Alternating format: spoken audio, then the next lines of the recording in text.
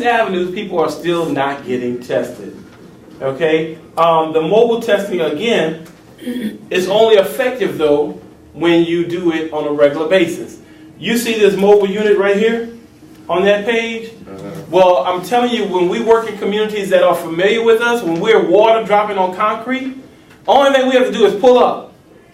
Before we can even stabilize the unit, people ready to sit in a chair. How long y'all gonna be? They're ready to get tested. It's like the ice cream truck. Soon when we pull up, they're ready for some ice cream because they know the services we provide. When you go once a year, once every year and a half, once every 2 years, they don't know who that is no more. They see that trailer pants and they forgot about, they don't know what services, they got services in there. So you go in the neighborhood, most likely, they might run away when you stop. Because they don't know who you are. The same people might not even be in that neighborhood. So it's to be very effective with the testing, you have to test regularly, ongoing, at least once a quarter.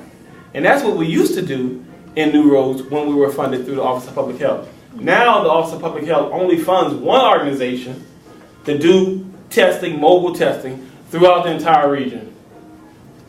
But they only focus on Baton Rouge, so you'll never see them out here. That's just the real truth about it. Okay? And moving right along, we were blessed to be on the Discovery Channel. So if you go to BatonRougeAIDSociety.org, you will see the Discovery Channel link. And like I said, we do anytime testing. And we have a program called Many Faces of AIDS. It's a 9 to 3 educational program, $75 registration.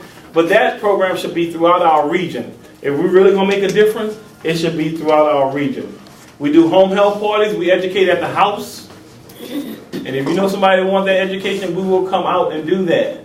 See, we have our programs, and I make a lot of sacrifices to continue to do our programs. But then when somebody calls and say, can you come out? I can't do their programs and our programs. We're already suffering trying to do our own programs. Amen?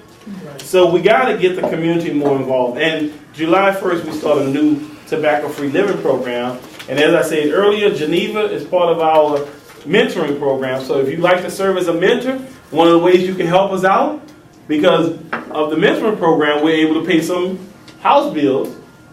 So we got to keep getting mentors and mentees. I know you're a little bit too far for us to sign you up as a mentee, but how old are you? 12. So it's 11 to 15 years old, right? So that's the age group, but you're a little bit too far away for us. So let's look at some of these stats we talked about. In 2009, 2010, we're only looking at that. Baton Rouge moved from number 2 to number 1 in the country with the highest rate of AIDS cases. And this year, we're still number 1. And we're going to stay number 1 and number 2 and when I say Baton Rouge on this level, we're talking about Pointe Coupee Parish as well. Number 1 in the whole country. In the whole country. We have the highest rate of AIDS cases than any other metropolitan area in the entire United States. Good grief. And I think we're taking a worse approach to it. We ain't doing nothing. We have no plan. We have no community mobilization. Nobody's meeting on a monthly basis saying, I think we should do this, or here's some ideas, here's some finances, let's do this, I'll volunteer. None of that's happening. And what happens to the people who's, when these people declare themselves ill or they find out that they're sick and they have to go to the doctor and all that? Well, what happens then?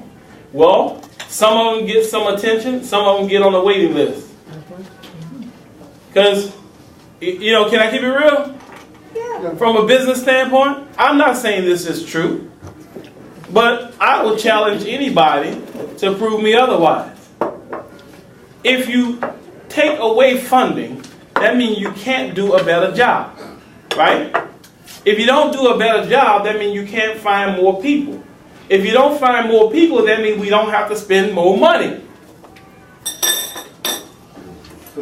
Y'all see how that works? From a business standpoint, if I don't give you more money, you can't find more people. If you don't find more people, I don't need to spend more money. And by the time you find the people or the people show up, which in our state, 34% of the people that find out they have HIV find out within 6 months they have an AIDS diagnosis. Right.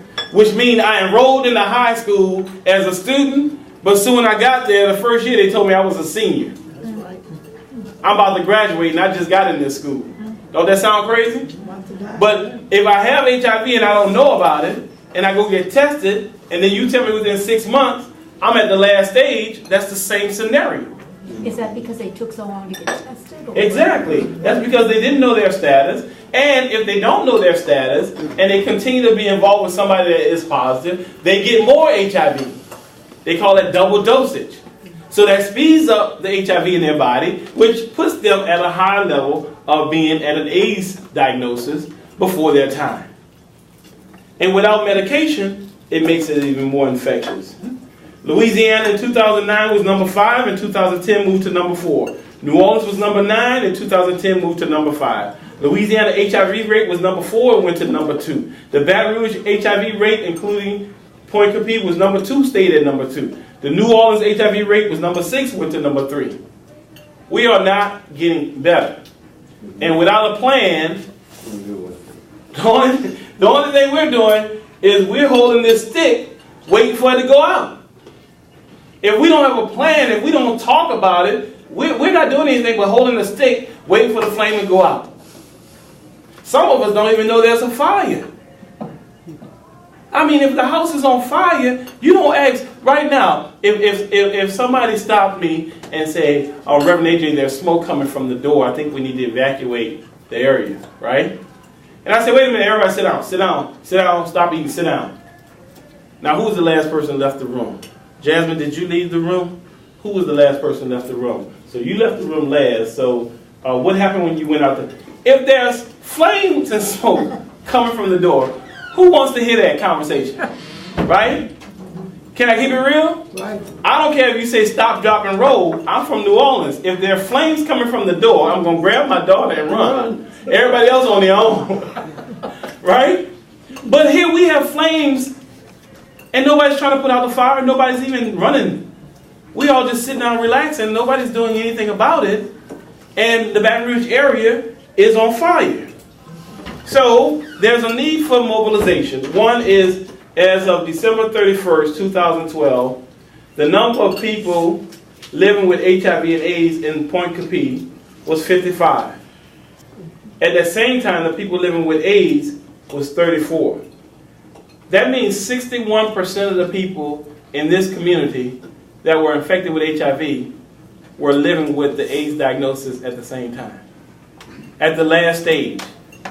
That's a higher percentage than East Baton Rouge. Those numbers are specific to Pointe Coupee Parish.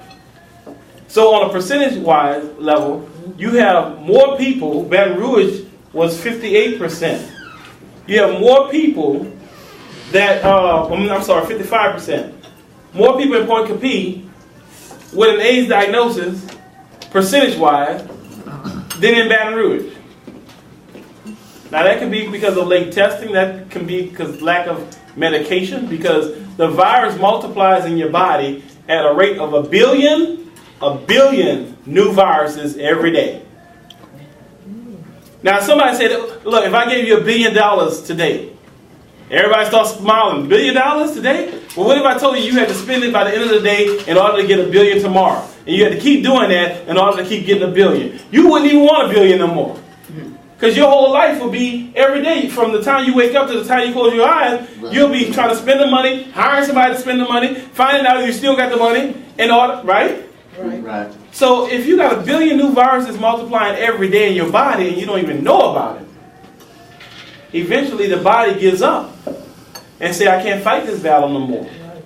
And so the immune system is compromised so much, it's like riding on the interstate with bald tires. Soon when you run across a nail, what do you get? Flat tire. Gail don't drive. She doesn't drive, so don't worry about it. Because there's a difference between a flat tire and a blowout. A flat tire you can pull to the side of the road. A blowout could cause death. Right. Could be fatal. And the thing about HIV is, I don't know how many of y'all like raw oysters, but there's a bacteria in raw oysters that can kill you in a number of weeks if you're HIV positive. Wow. But if you have a healthy immune system, it would kill that bacteria, and you wouldn't have to worry about it. So people who are HIV positive, they have to worry about a lot of what they eat. They have to be on strict diets. They have to watch the people they're around. Everybody want to worry about being around people that's HIV positive, but they're at more risk of being around you than you are being around them. You're not going to get HIV because they cough. But if you cough, they might get something. So it's very hard for them. When we talk about new cases of HIV in the Baton Rouge area, 63% of them are men. So we got a big problem with the increase of HIV infection among men in our community. New cases, HIV and AIDS in the Baton Rouge area, which includes Pointe Coupee, 58% are in between the ages of 13 and 34. Now, I don't know how many of y'all go back down that lane, but 34 was a good year for me. Those 30s, something about those 30s is when you realize what life was really about. You didn't finish school, you got $2 in your pocket, you're driving your own car, might be in a house, if not you got a nice apartment. You know, you're not as stressed as you used to be, paying all those student loans and stuff out though. But life has opened the door to you when you're in your 30s. But here we have 58% of the people that's infected are in between the ages of 13 and 34. So when they find out what life is about, and can I keep it real? The average time has been noted of 10 years before a person might show some symptoms. But now we know it could be over 20 years, because we are now at 32 years of dealing with this. 32 years we've been dealing with HIV. Okay? So if a person is infected when they're 14 or 16, like the young man we talked about, if he had not come in to get tested, the average time he would show up, symptoms would be 10 years, so he would have been 26. But we know it could be over 20 years before you get symptoms, so that would have made him 36. Y'all see how that works? Right. So even if they get infected in their teenage years, how many people have they infected by the time they show up in their 20s or 30s? Wow. Because you know our young people don't feel like, I ain't got nothing. There was a study one time that said the teenagers, 90% of them thought that they can get somebody pregnant. But only 40% say they can get HIV. Now they acknowledge I could get my friend, somebody I know, pregnant. But I know my friend doesn't have HIV. And if that's the kind of mentality we have, that's why we have the spread of HIV and STDs in our community. So, what can we do as I close up? First thing we can do is get the facts. I mean, the second thing is talk about it. Have a real conversation. How are you going to have a real conversation if you don't have the facts? We have to know what we're talking about and know you're not trying to scare nobody. But yeah, you could be intimate and not get it.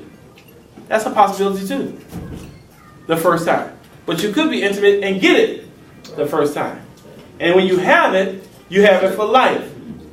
Now people say, Magic Johnson don't have it no more. The article that came out years ago about Magic Johnson said that his virus was undetectable.